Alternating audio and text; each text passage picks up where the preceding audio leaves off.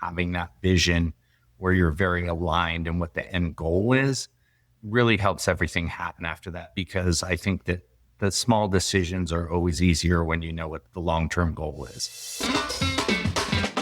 You're listening to Customer Growth Sessions, presented by Intergrowth, where we talk through strategies to help up-and-coming e-commerce businesses bring in more customers. I'm your host, Pat Ahern.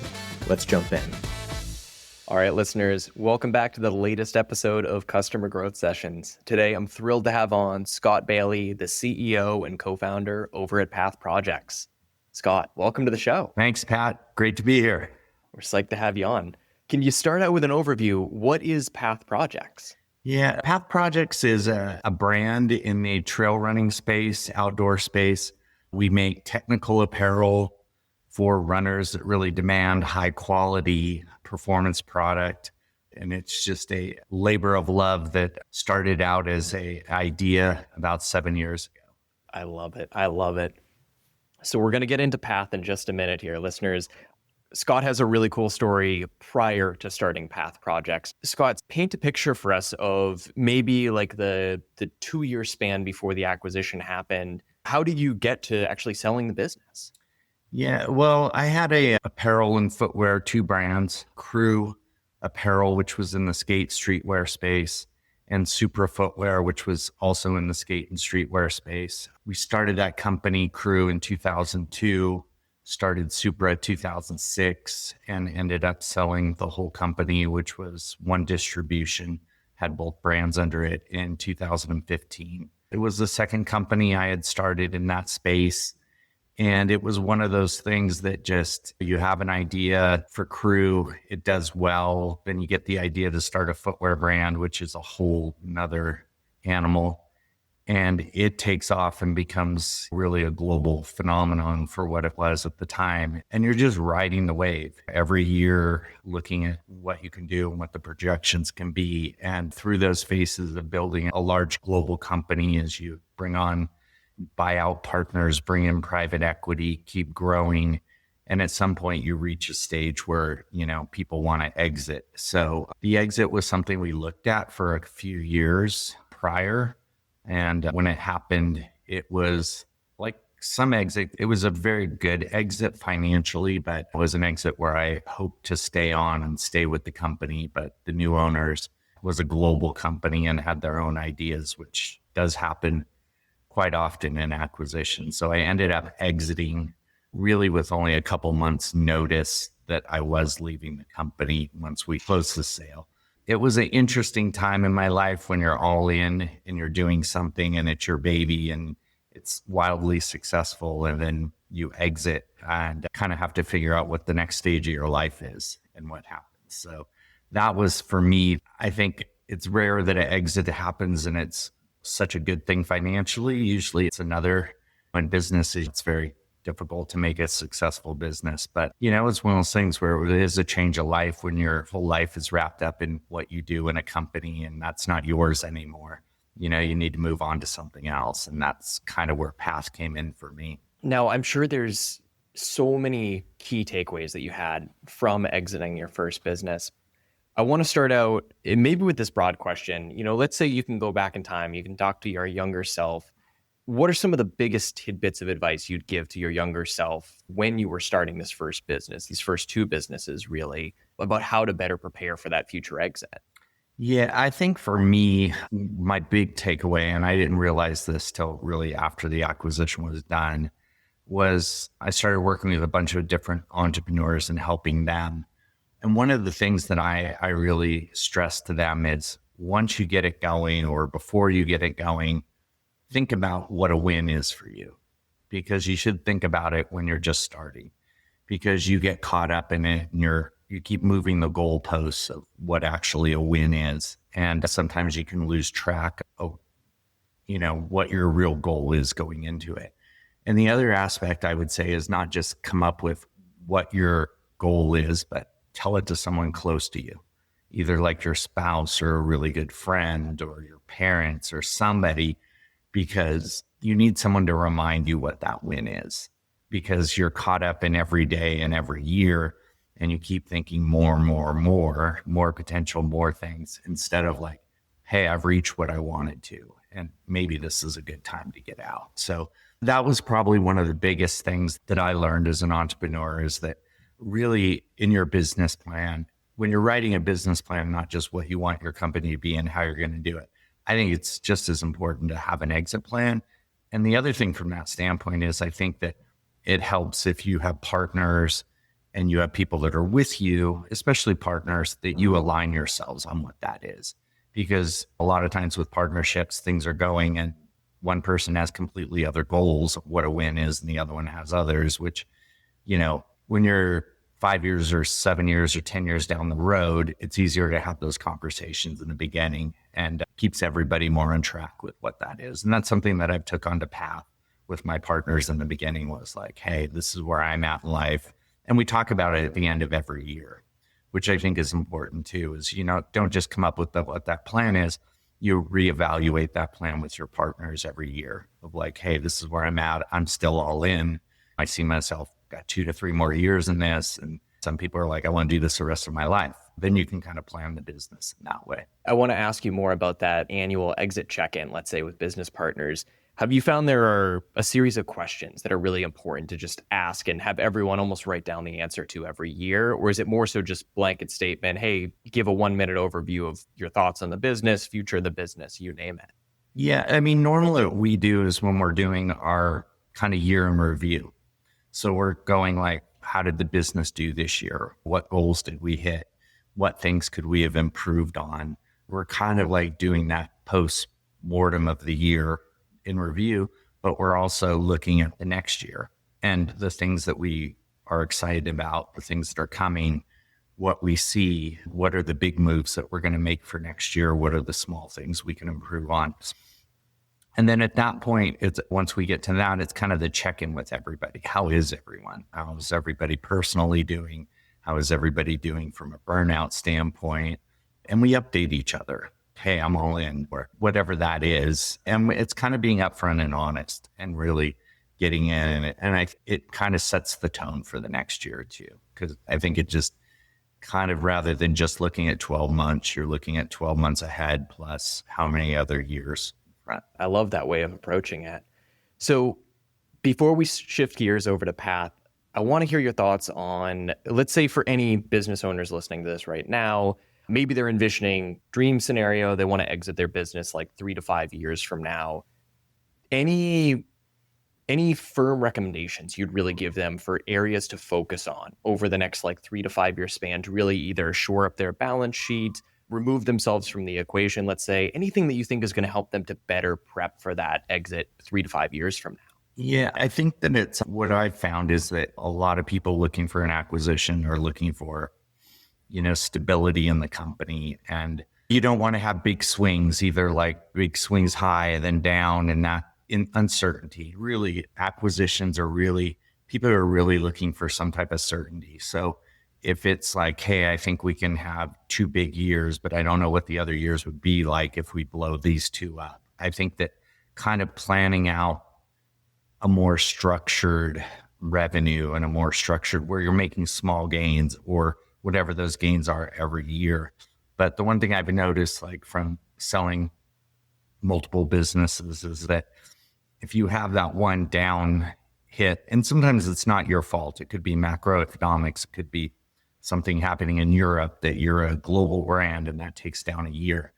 They're always looking for something to kind of like poke a hole into and cut down the price or whatever that is. And that's normally where it is. And I think it's important to like look at the market. Every market, no matter how good or what it is, has a wave of where it's going. And it's better to sell or to exit early when that wave is still going up than to try and do it once that wave is starting to plateau or go down, because it's a much harder story to tell how it's going to keep going and that type of thing. So that's another thing I think that's super important, is the timing of what the business is and where things are going at that time. And I mean, extremely relevant now in particular. If we look at the macro economy, certainly in the US, but I would argue even worldwide, like we're seeing for many of the businesses I'm talking to, they're seeing such a strong impact from the tariffs, unfortunately, that are going on. And for better or worse, that maybe that is an indicator that you should delay that acquisition for a few more years until you can have a couple better years on the balance sheet. As you said, it's not someone's fault if their margins are down 10, 20% because of tariffs, but it's a great argument that a potential acquirer can use to lower that valuation against you. Yeah. I mean, it's really hard. No one has a crystal ball of what's going to happen next month or next week or that side of things. And I heard one person tell me this one time. He said, I've never heard someone say, oh, I sold my business too early. But he goes, I've heard 100 people say I sold it too late. So I just think that is probably usually the rule of thumb. If you have someone interested and the price is good and it seems like it's a good fit, it's probably the best one you're going to get. You just don't know what's around the corner. Absolutely. And Scott, I know I'm putting you on the spot here, but when we were talking before the show, you had mentioned this document that helped you to really crystallize how to actually prep for an exit as a business. Could you share that link with me and I'll add it into the show notes for listeners to check out as well? Because it sounds like this document is insanely helpful. Yeah, it was a document more about kind of I think it was probably the 10 things that I learned in 30 years of running a business. So it was a little bit of everything from what type of business plan you need and that type of thing through like how to, what I've learned about partners and good ways to work with partners. And it was everything all the way till exit. So it was really more of a compilation of that I really wanted to do kind of like a whole, I think every item could be a nice little chapter in not a book, but just an essay of people in a business. Cause I think I went through funding and all types of different things in it. So yeah, we could definitely share that. It's just, I found that when I started working with a lot of entrepreneurs, the same questions kept coming up. So I really took those answers and wrote them into a paragraph of what I really thought. And I think, again, at some point, that's going to be something that I'm going to formalize more and maybe put on LinkedIn or something as a monthly write-up. But yes, I'll definitely get that to you. So listeners, check out the show notes and keep an eye out. It sounds like Scott might have a book coming up in the next couple of years, whether he realizes it or not. Amazon is the ultimate double-edged sword when it comes to generating sales. It's an incredible source of revenue for e-com brands, but become too successful and you risk Amazon creating the Amazon Basics version of your product and taking away all your sales. We see it happen all the time, and that's why we help businesses to build a second customer acquisition machine before they lose their Amazon sales. Interested in hearing more? Reach out to us at intergrowth.com/CGS to book a complimentary strategy session with our team. Once again, that's intergrowth.com/CGS. All right, back to the show. Well, perfect. So Scott, exits happened. You're looking for the next project to work on. No pun intended here, of course. How did you end up getting started with Path Projects? Like I said, it was my other brands. I was always kind of the person behind the scenes. In streetwear and skateboarding, I wasn't a face of skateboarding by any means, and I wasn't a face of streetwear. And my background was more running the business and working with creatives. My partners were always designers, brand visionaries, and things like that.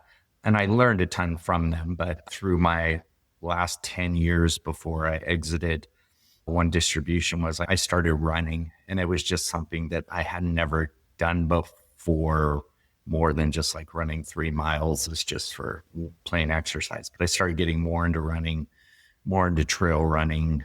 I went from half marathons to trail running to adventure running. And I was run commuting from work. And at the time, and this is probably 12, 13 years ago, running apparel, it was an afterthought from shoe companies. And being in the apparel industry and understanding technical fabrics, it was really poorly made products that you run in with bad liners in your shorts and pockets that were Velcro or pockets that were things fall out of. It wasn't practical from my standpoint. And when I talked to other runners about it, my issues, they had the same issues. So I think it's like that thing of aha moment. Why can't someone make a good running short that doesn't chafe, that has pockets, that you can carry things made out of quality material, not just off the shelf, cheap nylon? So that was kind of the idea. Was when I exited my company, I was just like, man, I think I can make a good running short. And I think it's needed in the market, which always turns out to be a much bigger project than what it is. I really spent like a year and a half thinking about the business plan and what it could be. And at the time, there were no retailers really that were selling nice running apparel. It was all just cheap stuff that was done by footwear companies. So the biggest issue in the whole thing was, where do you sell it? Because there was no running store selling high-end running apparel at the time. So the decision to actually start the company was based on doing it in a direct-to-consumer model. And I had a friend that started a hunting company in that model, hunting apparel, and was doing phenomenally well within a brand called QU. And I really talked to him, and he gave me his playbook a little bit. And I kind of followed his playbook in the running mode. And now we've been really successful in DTC, and we're looking at making our plans to move into retail, which in my other brands, there was no direct to consumer and internet at the time we started them. So they were always retail plays that super turned out to be a big direct to consumer brand and a big retail brand also, but it was a different way. So yeah, that's kind of how it started, with just the idea of making a better running short. But the idea was always to make it have really good style and be not giant logos and bright colors and all that stuff, but to really make it be more of a timeless, high quality. We use a lot of Japanese fabrics in what we do. So just really an elevated brand in the running space for men. And as you were growing the brand, what really stood out to me from when we were talking before is it sounds like ballpark 3.5 years ago, the business kind of started to hit some hurdles, and it sounds like you really hit an inflection point. You mentioned that you brought Brian onto the team. And so I want to talk a little about that, the issues you were dealing with, and what happened when you brought Brian onto the team. Yeah, the whole thing was really direct to consumer. And my business model was always like, start small, don't go out and get a bunch of funding, get the product right, get the branding right. And then you put more wood on the fire as it's going, not start out with a bunch of wood and burn through it when you don't know what you're doing. So it started with just myself and Eric, my partner, who was developing the product. So between him and I, we were doing the branding, the product, all of that. And then about a year later, we brought on Floris Gehrman, who was a big runner, great at marketing. We kind of realized we had a big hole in our operation, that we really didn't have a marketing expert. Bringing on Floris was a big move for us, and that helped us move us forward. But after a few years, we started realizing that we were really only selling to super hardcore runners who were looking at our product more like a tool. They didn't really care what it looked like. They didn't really care about anything, whether it performed. So we knew to make the brand more, it had to have a real image and had to have a real feel for people that appreciated what we were doing and didn't just want us to make the same dumb product everybody else was, but a little better. And like I said, I had kind of reached a point where we were growing like 10 or 15% a year, but it was taking a lot of time and a lot of energy. And I just didn't see it getting to where we wanted it to be with the team we had and customer base we had. And then came into the picture was Brian Rather, who had spent about 12 years at a bigger brand, a retailer, but, a brand I loved called Huckberry. And he was the head of product there. And so it was product development, it was sourcing. That turned out to be a pretty large company. And he had been there through the whole thing, but he was a runner, loved our product, loved what we were doing, and was looking for something different. And I just felt like he was probably the missing piece, because he totally believed in what we were doing. He was at the point in his career where he's ready to dive in, and be an entrepreneur and start something on his own. And he came in and it was really that missing piece to the puzzle. And from there, we went from growing 10% to growing 100%. The last 3 years, and getting better sourcing and really having a vision of what the brand is. And he just fit in very good with the three of us that were already there. So I think for me, it's always like you have to be open-minded to what you're missing in your business and what's not making it work, and what are the things that you just don't have between the people that you have. And sometimes it's just a person or two, or somebody with the skill sets that you don't have, that's kind of like puts everybody going in the right direction kind of thing. And that was kind of the alignment. So for me, that was almost a restart of the brand. That was an awesome answer. Thank you for sharing that, by the way. So one of the things that really sticks out to me from hearing that is, you mentioned Brian as really being like the missing piece for an already outstanding team that you guys had. And when you and I have talked in the past, one of my big takeaways is that business partners have been such a big theme for you. In many cases, it's been really great partners that you've worked with.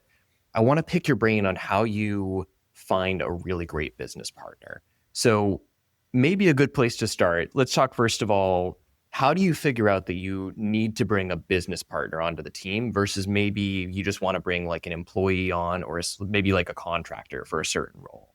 Yeah, I think for me, it's always been, especially in consumer goods or a brand, it takes so many different mindsets. In my first company, it was like, you have to have someone who's really cutting edge creative and marketing and artistic. But in apparel and footwear, you have to have the back end. There's so many sourcing and production and financial decisions that it just has to be something that you can, you have to have that yin and yang. So I would never start a business from that standpoint of not having that, So, and I think that whether that's 2 people, whether that's 3 people, I think that you have to understand that. And it's just a stand for me as a partner, I think that having someone that has equity in the brand and that really understands that they're part of it. And because it takes a long time and it takes struggle, and paying someone who's really good can be really expensive. Whereas if they're an equity partner and they have a stake in the long term, and for most people, I think from my standpoint too, is I've had really good exits that have been really successful. So I think when you try to bring on a partner and you're like, this is what I've done before, I think we can do this again, and you have a good reputation, it's easier for people to feel like, wow, this is a good partner for me because I'm new in this. And I think it's just people at different times of their life. I've been doing this 30 years, running brands, 30 plus years, and have a lot of experience, but I don't want to work 80 hours a week, 60 hours a week. But there's other people that are younger and they're all in and want those hours and want the learning and that side of things. So giving them a piece of equity can really help. So I think it's really just, again, for me, it's having complementary talents, a person that understands that, having someone that really understands that they know what they know and there's things that they don't know. And I think all putting together people and having people that you trust. And I think that's the best part of Path, is the best partnership I've had. I have 4 people. None of us have big egos or anything. We all get together. We all put in our, nobody's always right all the time. There's no real veto power or anything like that. We tend to listen to everybody and take the right decision. And I think that's a big part.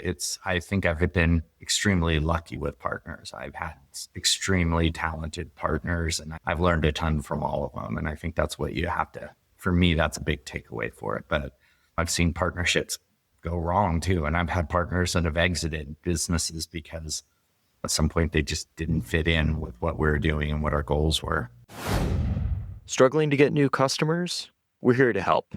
Hey, this is Pat, the host of Customer Growth Sessions. Our agency, Intergrowth, has been helping e-commerce brands like Bella Bridesmaids, Brevity, and JS Dental to get more customers online since 2016.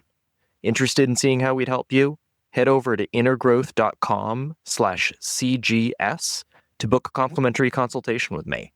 That's intergrowth.com/CGS. All right, back to the show. And I want to talk a little more about one of the points you had mentioned about like the yin and yang side of things for complementary skill sets. How do you determine when you want to have maybe someone that's different from you in certain areas versus what are those traits that you want to see like really extreme overlap between you and other business partners you're working with? I think a big part is what we said, like a common goal. Like, I think there has to be a vision for what the company or what the brand wants to become. And if you go into it with 2 separate views and hope that they're going to come together at some point, I think that's a wrong one. I think that's a tough way to do it. I think that having that vision where you're very aligned in what the end goal is really helps everything happen after that, because I think that the small decisions are always easier when you know what the long-term goal is. So I think that's, for me, the biggest part about complementary skills. And I think that when you were asking about, well, when do you have a partner? When do you have an employee? I think there's a core group you need as partners. And then once you have that core group and you feel like you guys are solidified, everybody else you can bring in as employees or contractors or whatever you need at that point. We've been better right now at bringing in more people on a contract basis than we are employees, in the standpoint that as a brand grows, the skill sets you need are different. And one person might be good for a year, 2 years of that growth period, but then you need a large outside company that has a lot of resources to hit that. So for us, it's been better to bring in outside people. And I just think that model nowadays is more flexible and it works better. Where the old days, it was like you just hired a lot of people. You had your own warehouses, you had your own everything. And now it's more like offsetting those type of things. And 100% agree with you. Our business is very much structured the same way. Right now, probably 35 people on our team, 3 of them are full-time. Everyone else is contract-based. So yeah, I can absolutely relate to that side of things. I found it way more effective in general to hire way more contractors, bring on all those different skill sets, finding people who want that flexibility in terms of working hours and really get them to be available for whatever limited capacity they have to do their best work. So Scott, I'm curious to get your thoughts on the best places to find business partners. And what I mean by that, I'd love to hear your take on maybe bringing like close friends, family members in as business partners, past work acquaintances versus maybe people that you didn't know prior to, let's say, putting out a job listing. What have you found most effective for finding a great business partner? For me, it's been past work experience with people. I think you know how they work, how you get along together, the good parts, the bad parts, what they're capable of. Another aspect has just been recommendations from friends.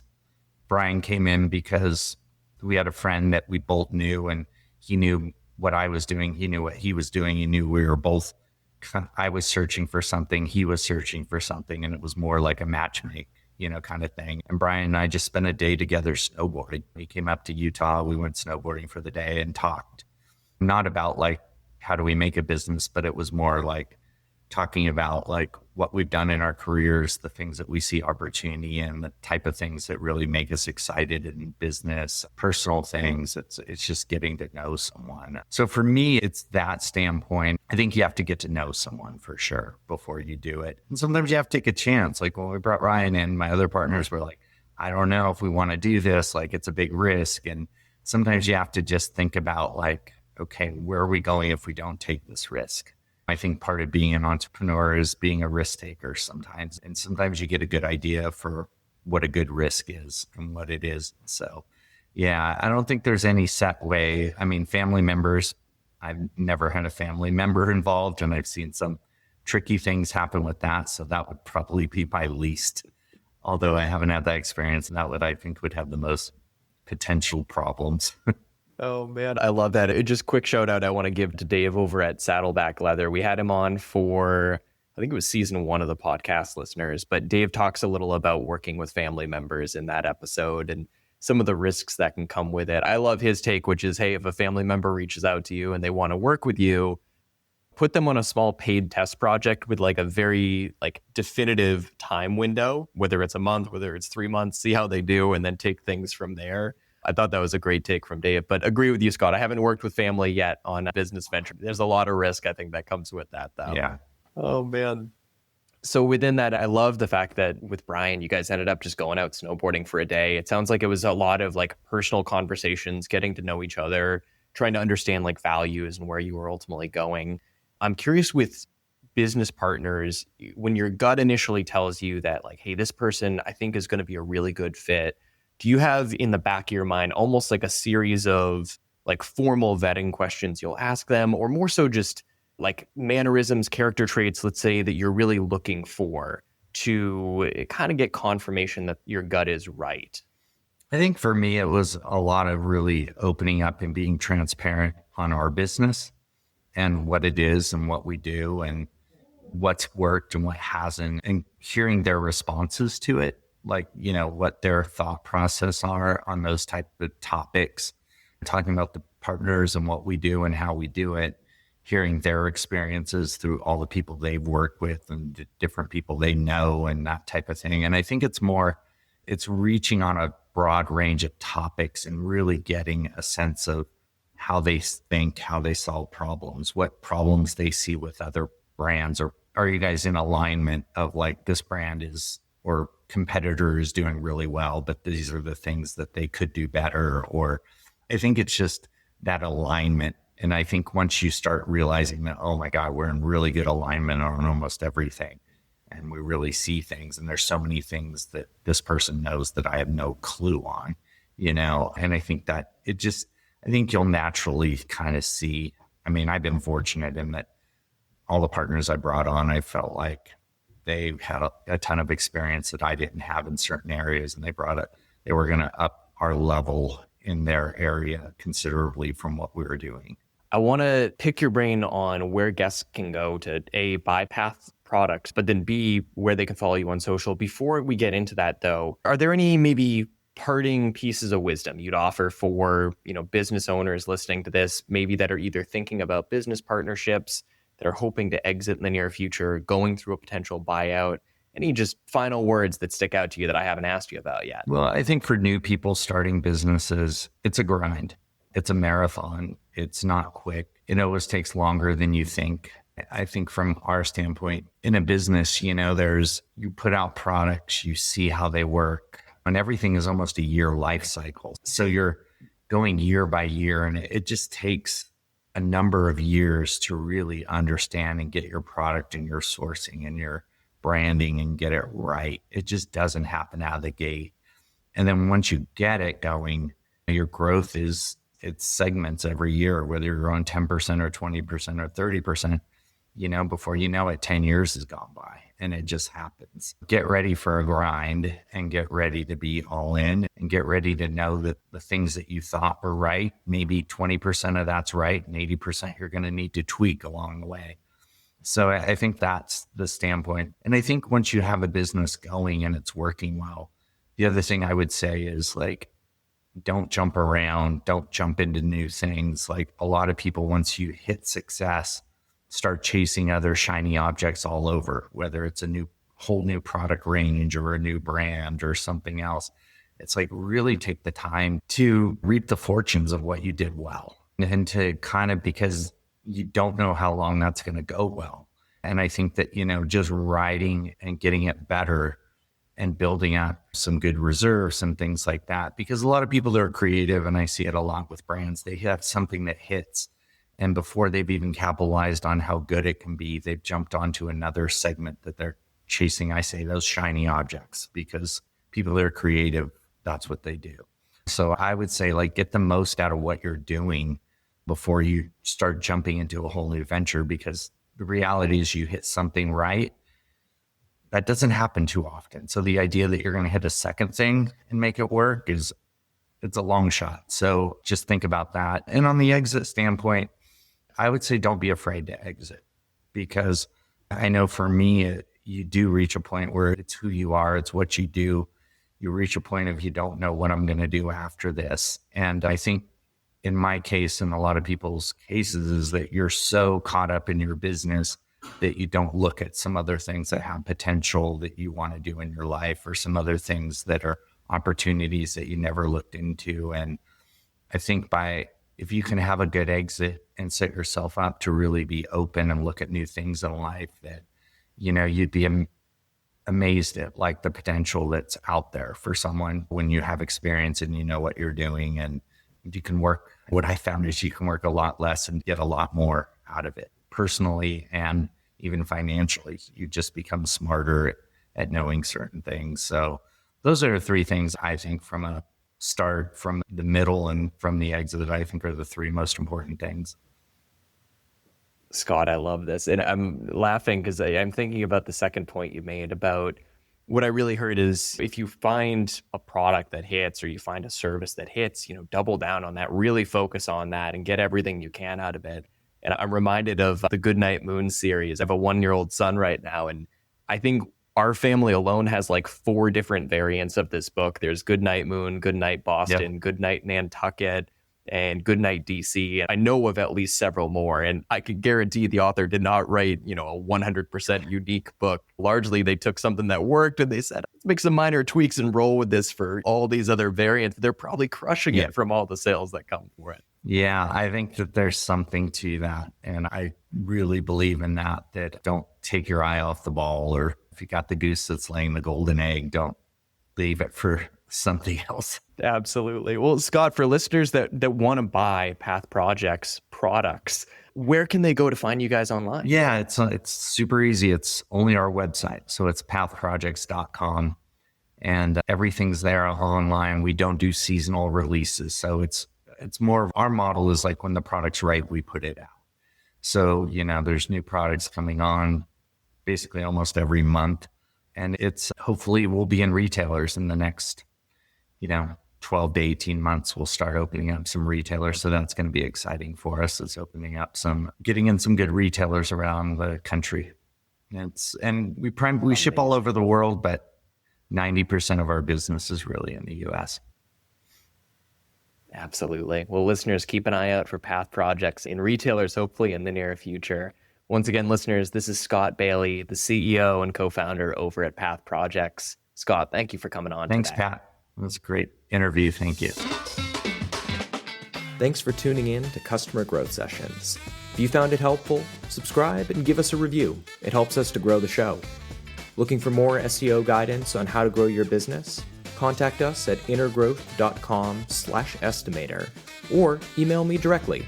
You can reach me at pat@intergrowth.com. That's all for today. We'll see you again soon.